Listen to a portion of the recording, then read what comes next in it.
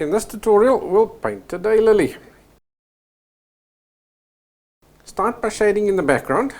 You want it to look as though a light is shining on the flower, so make the top right hand corner darker than the bottom left hand corner. I've used cerulean plus white for the light tone. Then I've added French ultramarine towards the center, and then from there I've added Payne's grey into that mix for the darkest area in the top right hand corner.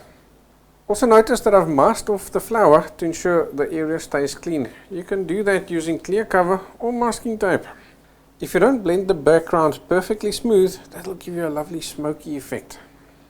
Now leave the background to dry before you remove the mask to paint the flower. The secret to painting white flowers is to see what color is reflecting inside the white. With our background being blue, it follows that the colors reflecting off the flower are going to be blue. So I've taken the darkest background color and I'll add various amounts of white to it in order to get the different shadings inside the flower. Start with the petals at the back and add the correct color at the correct place. Then take a look to see how do adjacent colors blend into each other. Do they form a sharp edge where they meet, or do they blend slowly into each other, or somewhere in between? Then replicate that blending on the canvas. What's even more important than getting the actual color of the petal correct is that you get the tonal value in each different place of the petal correct. Because it's the tonal value changes that tell you whether that petal is straight or curved. Then, as you paint each petal, look and compare. Look at the tonal value of your current petal and see if it needs to be darker or lighter than the petal next to it. As the flower is round, each petal will point more or less towards the light, making it appear either lighter or darker as it curls towards or away from the light. So by getting these overall tonal values in each petal correct will make the flower appear round. Once I've completed the basic shading of the flower, I'm going to leave it to dry. Then once it's dry, I'll stand back and then I'll reassess those tonal values to make sure that they're correct.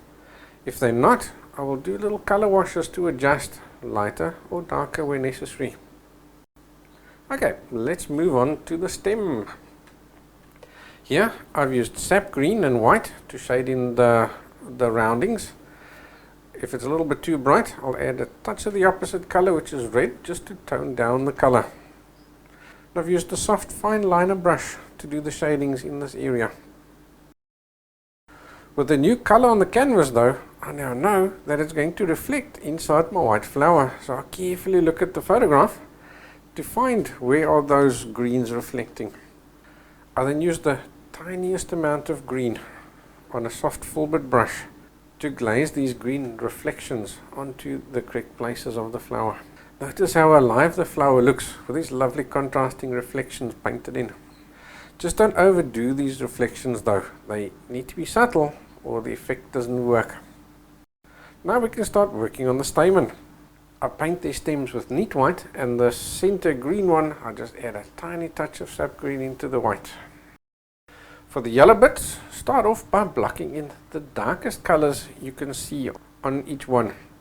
These yellow bits are sort of fluffy, so you need to paint the bottom fluffy bits first.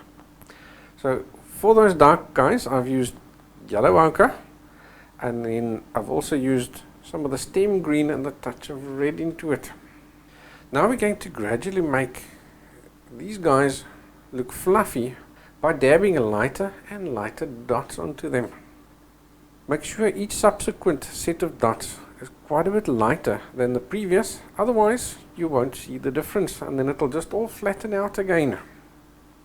Also gradually add less and less dots as you go lighter to ensure you don't end up just covering the previous layer. And with that, we have a lovely vibrant painting to hang on the wall.